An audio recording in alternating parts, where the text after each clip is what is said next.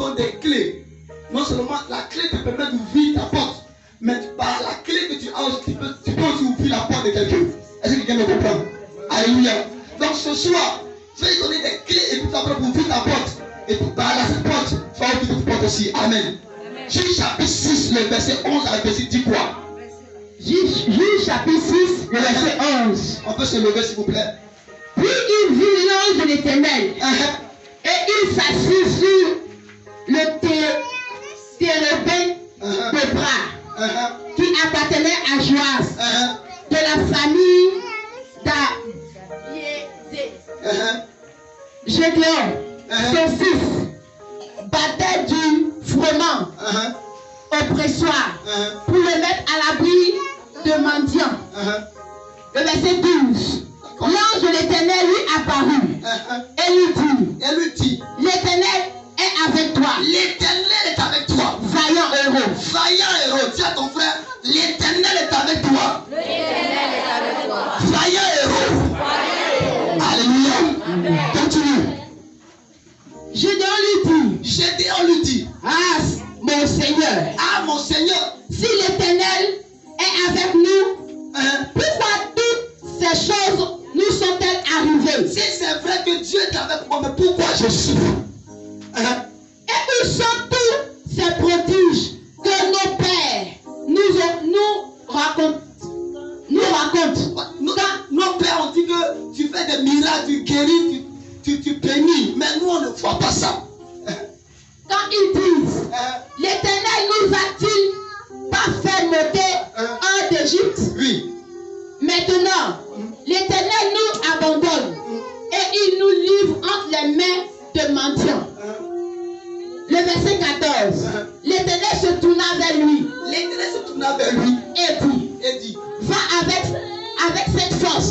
Va avec cette force que tu as. Et délivre Israël. De la main de mendiants. N'est-ce pas moi qui t'envoie? Oui. Le verset 15.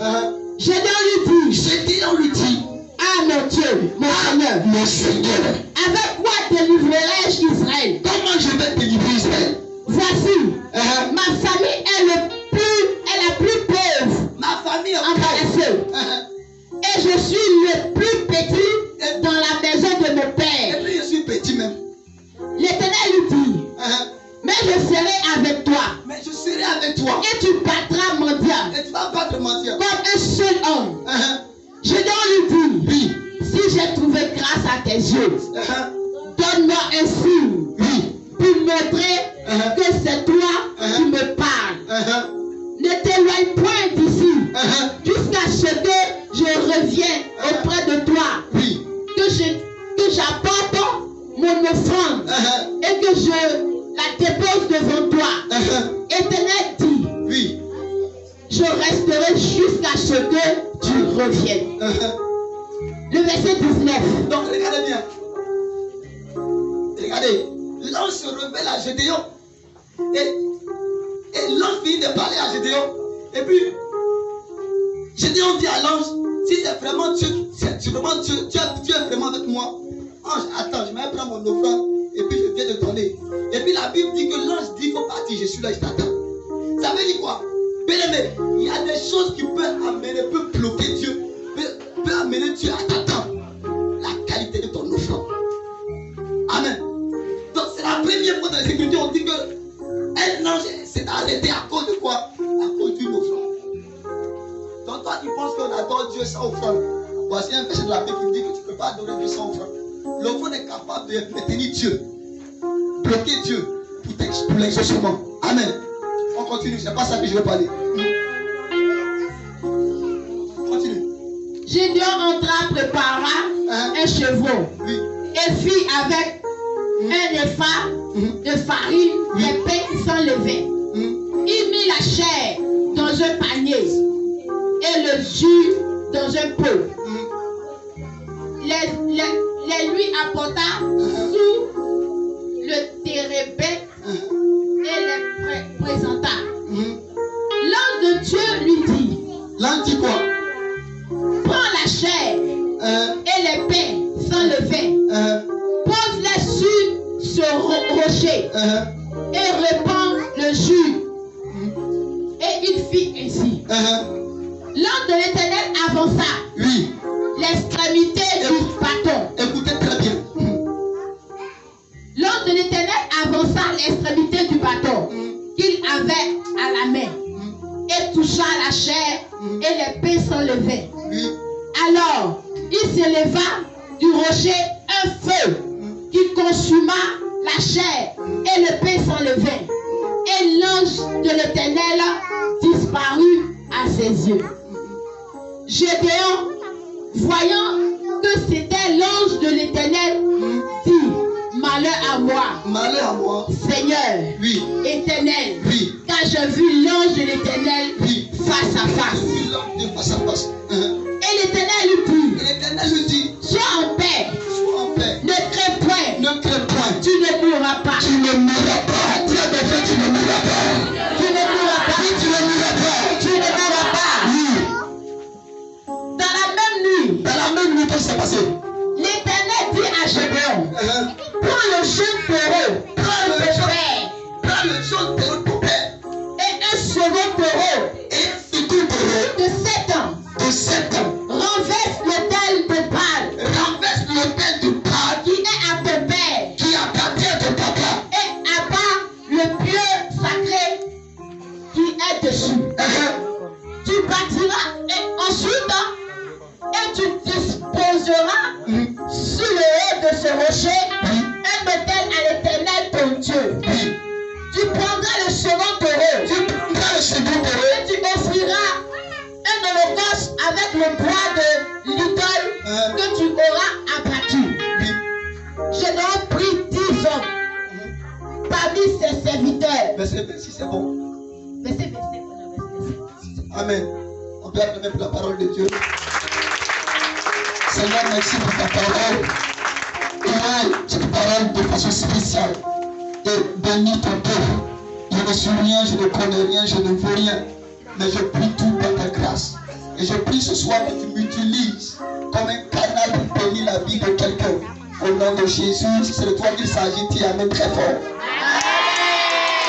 Alléluia. On va aller doucement.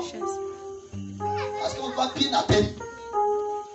Mais je veux te parler d'un secret très important. Si tu as compris ça, ta vie va changer. Ta maison va changer. Tu ne vas plus te plaindre. Mais quand j'ai compris les principes de l'autel, je m'amuse plus avec. Alléluia. Vous savez, quelqu'un qui ne détruit pas son autel, c'est un homme qui est frustré. C'est un homme qui ne bénéficie pas de certaines choses. Vous savez, nous avons été rachetés, nous avons été sauvés par le Seigneur Jésus. Mais le salut dont la Bible parle, c'est un salut de ton esprit. Ça veut dire que si tu acceptes Jésus, tu es sauvé, tu seras au paradis. Maintenant, nous parlons de l'autel. Ça veut dire que l'autel a la capacité de pouvoir t'empêcher de pouvoir bénéficier des choses terrestres. Donc, si Dieu nous dit que nous devons renverser les autels, c'est parce que si un autel de ta famille travaille contre toi, elle peut t'empêcher d'être béni financièrement, socialement, même spirituellement, parce que quelqu'un, ça ne va pas physiquement, il ne peut pas bien adorer le Seigneur. Est-ce que quelqu'un est d'accord avec moi? Amen, amen. Alléluia. Donc ça veut dire que le traiter les autels, c'est traiter des choses terrestres. Amen. Il y a des gens qui disent non, non, on veut partir vite. On veut partir, qui veut mourir aujourd'hui? Qui veut partir au paradis? Je vais valider ça même temps aujourd'hui. Qui veut partir au paradis? Aujourd'hui même, tu vas aller au paradis. Amen. Nous tous on va aller au paradis. Personne ne va. Il n'y a pas embouteillage là-bas. Nous tous sommes partis. Est-ce que quelqu'un va connaître? Amen. On va tous partir. Pourquoi? Parce qu'on a accepté Jésus. Qui n'a pas accepté Jésus ici? Qui n'a pas accepté Jésus? On a accepté Jésus ou bien? Hein? Pour accepter Jésus, c'est tellement facile. On dit si tu crois de ton cœur, cela doit te sauver. Hein? Si tu confesses simplement, plus simplement. Amen. Souvent, même le salut, même sont des étapes. Parce que même le brigand à la croix ne s'est même pas baptisé. Il dit, Seigneur, moi je reconnais que tu es le Messie. Il dit, aujourd'hui même tu rentres au paradis avec moi. Donc souvent même la manière de Dieu de sélectionner les hommes prenant au paradis, souvent c'est un peu différent des hommes. C'est pourquoi moi je compare beaucoup la doctrine qui dit non, Quand quelqu'un dit aujourd'hui, il faut qu'on enseigne d'abord et puis on le disqualifie, ou bien on le qualifie pour le baptême. Bien aimé, si tu acceptes aujourd'hui, mais on peut te baptiser. Amen. C'est pourquoi baptisez-vous, parce que plusieurs ne vont pas baptiser. Amen. Tu dois te baptiser. Alléluia. Tu m'envoies là-bas, pour ça. Amen. Je connais cette hypothèse. Ici, il s'agit de... Nous sommes dans le livre de Juges. Juges chapitre 6. Alléluia. Et quand nous lisons bien ce livre-là, la Bible nous parle que le livre de Juges nous raconte un peu la vie des enfants d'Israël après la mort de Josué. Alléluia.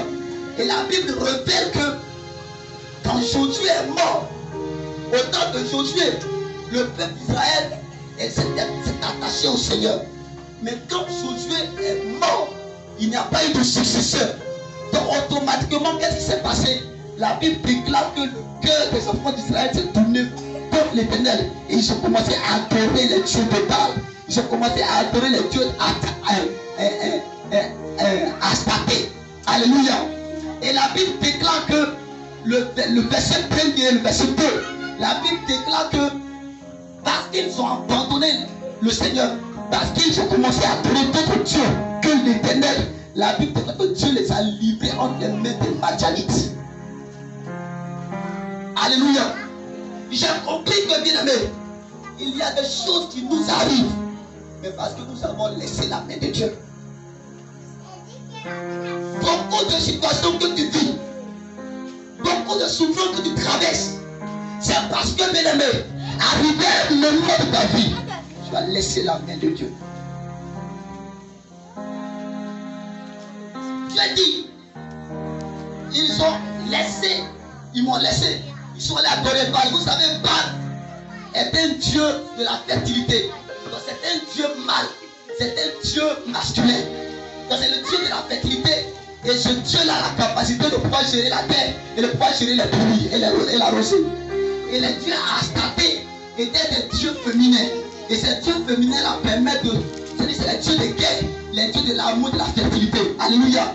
Donc, ils se sont détournés du Seigneur pour aller adorer ces dieux-là.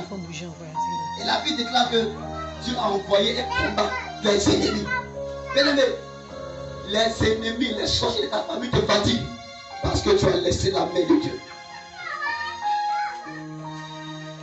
Gloire à Jésus. Vous savez une chose qu'un homme ne doit jamais perdre, c'est la présence de Dieu. Tu peux tout perdre, mais ne perds jamais la présence de Dieu. Alléluia. Parce que la présence de Dieu, c'est Dieu avec moi. C'est d'abord Dieu en moi. C'est Dieu avec moi. C'est Dieu autour de moi. Alléluia. Donc si toi tu n'as pas la présence de Dieu en toi, le diable peut t'avoir à l'intérieur. Si tu n'as pas la présence de Dieu sur toi, le diable peut te toucher. Si tu n'as pas la présence de Dieu autour de toi, le diable peut décimer ta famille, décimer beaucoup de choses dans ta vie. C'est pourquoi l'une des choses que tu ne dois jamais perdre, c'est la présence de Dieu. La présence de Dieu. Alléluia. Et Israël a perdu la présence de Dieu. Automatiquement, les ennemis sont venus. Vous savez, je méditais le passage et j'ai compris une chose. Regardez, notre Dieu que nous prions, sa présence en nous a trois facettes. Mais regardez, les dieux parlent, les dieux des marigots, les dieux des forêts, ils se trouvent où? Ils se trouvent en nous, ou ils se trouvent en dehors de nous. On va parler bien. Ils se trouvent où? Marigot se trouve en toi. Hein? On va dire quoi? On adore quoi? On adore quoi dans votre famille là-bas?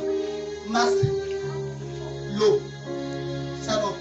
Donc l'eau là, que ta parents se voient adorer là, ils adorent ça où? Est-ce en est ou bien c'est en dehors d'elle? C'est en dehors. Regardez. Je dis pas ça pour écoutez-moi bien. Regardez, mais un Dieu qui est en dehors de toi. Maintenant, si un combat t'arrive, jusqu'à ce que le Dieu là arrive vers toi, tu es déjà mort. Amen. Jusqu'à ce que le Dieu de Marigot la vienne, maman, pour te secourir, tu es déjà mort. Donc, nos parents ne sont pas intelligents. Pourquoi tu peux adorer quelqu'un? Lui-même là, il adore le Créateur. Comment tu peux aller adorer? Vous savez, j'ai vu une image sur Facebook où des gens adoraient Marie. Amen. Ils adoraient la statue Marie et puis la statue Marie est tombée et puis ça allumait le prêtre. Puis le prêtre a commencé à se plaindre. Il faut commencer à courir pour venir sauver Marie qui est tombée. Bien aimé, c'est de l'idolâtrie, de l'abomination. Comment une statue peut être un Dieu? Comment quelque chose que nous les hommes on a fabriqué peut représenter Dieu? Depuis quand la création est devenue le Créateur? Depuis quand? Bien aimé, l'homme se rabaisse tellement. Et nous avons perdu la présence de Dieu. Mais bien aimé, quand nous avons Jésus-Christ, quand nous avons accepté le Seigneur, quand nous avons accepté le roi des rois, quand nous avons accepté le Yeshua Mashiach, quand nous avons accepté le Rédempteur, l'ami fidèle, celui qui s'appelle Emmanuel, l'ami de Dieu qui est le Dieu en nous, il est le Dieu chez nous, il est le Dieu au-dessus de nous. J'ai le privilège d'annoncer ce soir que le Dieu que tu dis, il a la capacité de t'aider, la capacité de te sauver, je vais changer les choses autour de toi. Papa Jésus. Il est un Dieu puissant, tout puissant. Il est un Dieu qui prend ses responsabilités. Si tu mets ta confiance en lui, quel que soit ce qui va arriver, bien aimé, il prendra ses responsabilités. Donc arrête de confier à des marigots. Arrête de confier à des petits. Nous avons des parties à s'engueuler. Les parties à s'engueuler. On a fait un programme. Et je reçois une maman. Et pendant que je la reçois, je vois la mis des bracelets, plein de bracelets sur elle. Elle va à l'église. Elle est même responsable de l'église. Et le Seigneur me dit, le bracelet qu'elle a mis, je ne me retrouve pas dedans. Et je dis, maman, pardon, hein. Tu m'as maman. Mais le bracelet là, Dieu me dit qu'il n'est pas dedans. Et je lui demande, maman, le bracelet là, tu as porté ça pourquoi? Elle dit non, mon fils, où est celui-là là? On dit si je ne fais pas bracelet là, je vais mourir. Donc, j'ai mis ça sur moi, sur le bracelet là qui me protège. Plusieurs personnes, vous avez des bracelets. Amen. Plusieurs, vous avez des bracelets. D'une manière ou d'une autre, quelqu'un a quelque chose sur laquelle son cœur dessus. Et la chose est plus que Dieu pour lui. Alléluia. Alléluia. Donc même on est canaries. Vous savez, je vais faire une parenthèse. Je vais atterrir sur mon message. Mais Dieu veut que je parle de ça. Regardez. Tout médicament qu'on te donne avec ton père, il n'y a pas de Dieu. C'est que quelqu'un me comprend. On dit non, médicament ça là. On ne doit pas mettre. On ne doit pas mettre boire beaucoup, on ne doit pas mettre certaines choses. Trop de restrictions par rapport à un médicament. Trop de totems. Il n'y a pas de Dieu dedans. Donc, ayez le discernement. Quand on vous confie, parce qu'un médicament peut te détruire. Un médicament que tu mets sur toi peut ouvrir des portes à des esprits. Alléluia. Alléluia. Hier on a prié, beaucoup de personnes ont vomi. Tu as vomi pourquoi? Parce que depuis ton enfance, on t'a lavé avec des trucs bizarres. Bizarres. Et depuis cela, ils ont contrôlé ta destinée. Amen, amen. Amen, amen. Et la Bible nous dit que Dieu envoie des mendianites. Et ces mendianites-là, qu'est-ce qui se passe? La Bible dit qu'il faut commencer à oppresser les enfants de Dieu.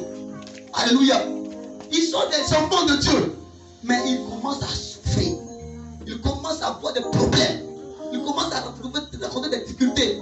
Et la Bible déclare que même les mendianites sont allés appeler même d'autres personnes pour venir assiéger le territoire des enfants de Dieu. Et quand ils ont assiégé, ils ont commencé à décimer les villages. Ils ont commencé à décimer les villes.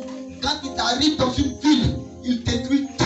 Ils tuent les animaux, ils tuent tout ce qui est provision. Ils tuent même ils ravagent même les champs.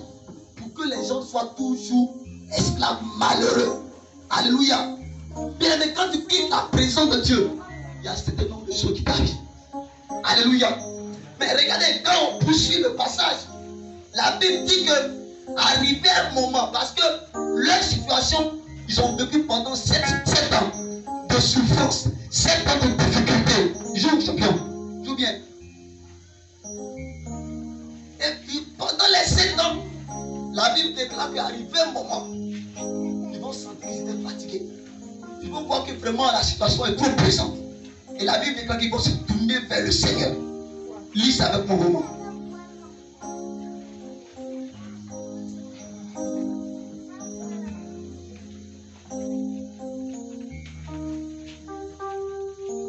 On va essayer.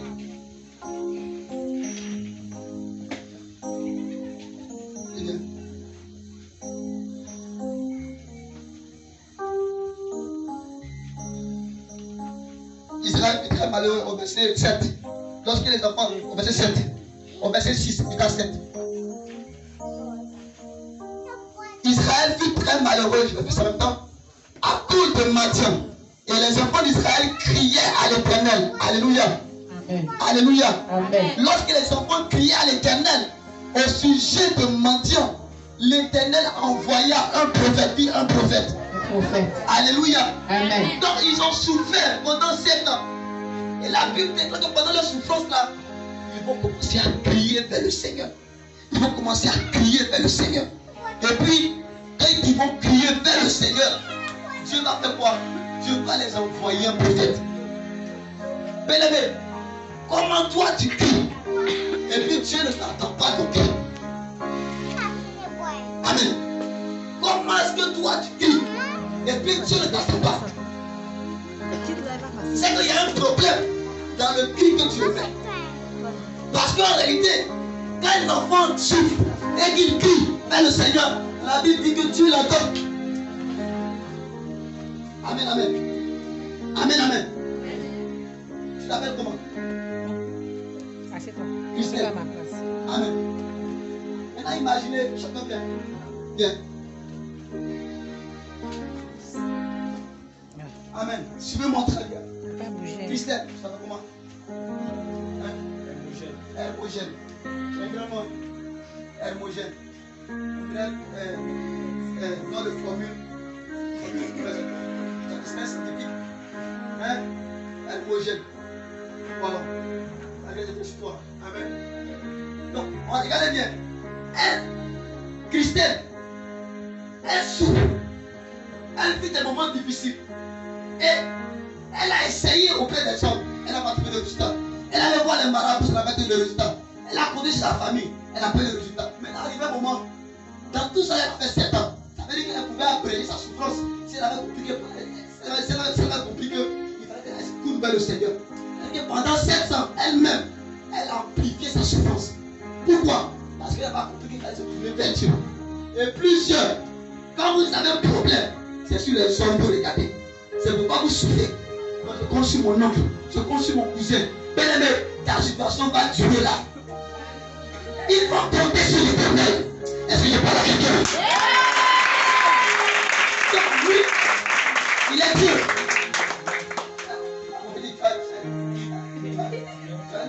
Donc c'est Dieu qui est là. Amen. Donc il s'appelle Dieu Hermogène. Mais la Bible dit que nous sommes des dieux. Donc c'est Dieu Hermogène qui est là. Maintenant quand tu souffres, hein? Maintenant Dieu Hermogène, quand tu es là. Donc maman, libère ça. Libère ça, on t'assoit. Dieu Hermogène là, c'est quoi? Maintenant crie. Crie que Dieu Hermogène puisse venir à ton secours. Vas-y. Oh, attendez. Vas-y. Tu souffres. Voilà, crie. Oh, attendez.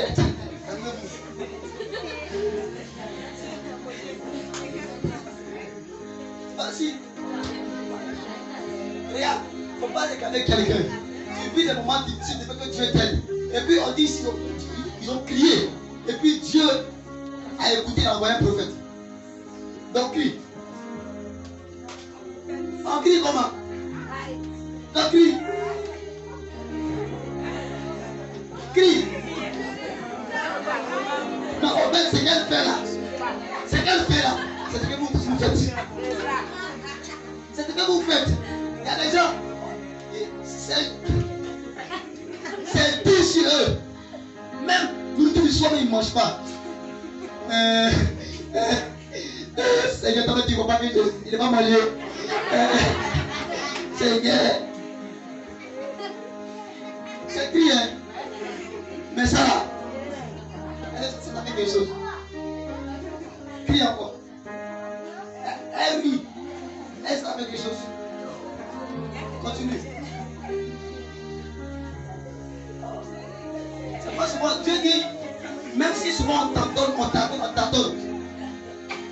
Mais on peut le rencontrer quand même. Donc, elle a train de tâtonner. Vas-y, t'attends toujours.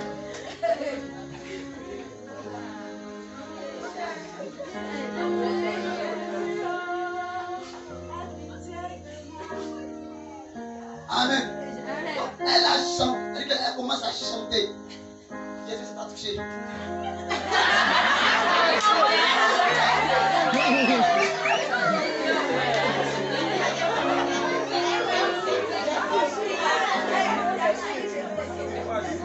Amen. Bon, attends, va t'asseoir, va t'asseoir. Viens. Elle dit, viens, ma fille, viens. Viens. Viens prier, viens prier. Regarde, le temps, je comprends. Donnez le panier, changez le panier pour moi s'il vous plaît. Changez. Donc, vas-y, Dieu Hermogène est là. Il y a au feu. L'éternel vient à mon secours. En fait, c'est la présence de Dieu ici, c'est pas sa faute, c'est la présence de Dieu ici. L'éternel a besoin de ta présence dans ma vie. Amen. On peut acclamer le Seigneur pour elle. Alléluia. Bien-aimés, en fait,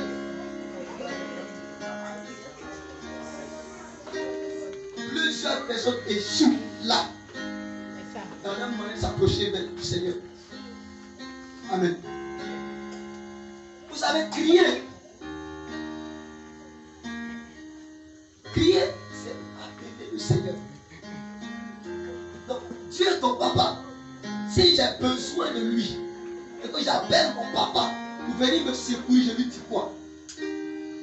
Quelqu'un est en train de me frapper, et puis je veux que mon papa vienne me défendre. Je fais quoi? Première des choses, je l'appelle par le nom de mon papa. Amen. J'ai dit Dieu est mon cher. Elle a dit Jésus. Ça fait déjà 0. On dit Dieu est homogène. En fait, quand il dit ça, même dans la vie physique, tu peux venir demander de l'aide à quelqu'un. Mais quand tu demandes de l'aide à quelqu'un, ça va dire nom d'Ibrahim. Si tu t'appelles Koné, tu vas venir Koné, pardon, comme il vous donnez 100 francs, vous donnez 10 000. Tu vas donner 10 000. Amen. Tu vas dire bon, Akisi, donne-moi 10 000. Akisi va donner. Ce n'est pas elle. Donc la première des choses, c'est d'avoir le nom que tu invoques. C'est le nom que tu fais appel. Alléluia. Deuxième des choses, c'est que quand tu appelles quelqu'un, il faut que ton cœur soit dessus. Il faut que tu arrives à le toucher. De sorte que ta situation, elle expose mieux ta situation pour que lui, il puisse toucher la situation. C'est pas si tu comprends. Amen, amen. Alléluia. Donc, plusieurs vous échouez dans votre vie de prière parce que vous priez mal. Amen. C'est la prière, on veut le démontrer comme ça. Mais nous prions mal. Va à l'essentiel. Seigneur Jésus, mon roi, tu es glorieux, tu es ceci, tu es cela. Va à l'essentiel. Vous savez, il y a des choses qu'on peut faire pour chauffer un peu. Tu te chauffes un peu. Mais après, Dieu c'est ton papa. Donc quand tu vas parler à ton papa, tu vas parler à ton papa comme il est étranger. Tu vas lui exposer les choses clairement. Seigneur, j'ai besoin de ça. Seigneur, je veux ça. Seigneur, qu'est-ce que tu penses de ça? Alléluia. Est-ce que tu m'acclames le Seigneur?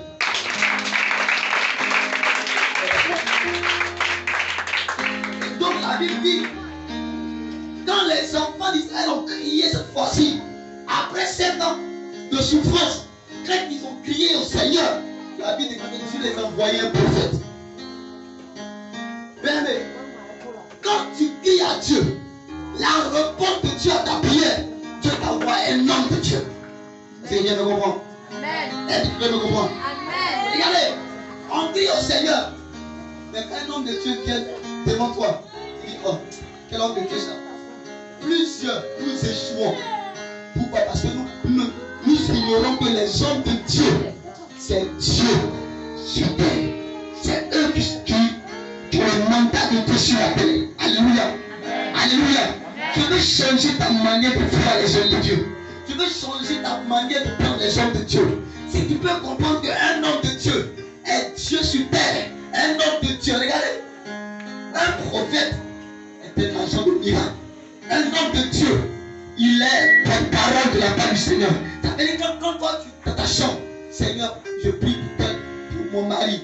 Et puis l'homme de Dieu vient, ma servante, reçoit la grâce de Dieu. Ça veut dire, la réponse à ta prière, tout ce que tu cherches, c'est de la bouche de ton pasteur. Amen. Mais la forme en toi, tu vas aller prendre ce qui est dans la bouche de ton pasteur. Ça ne dépend pas de Dieu, ça dépend de ton attitude. Est-ce que tu as de l'amour pour ton pasteur?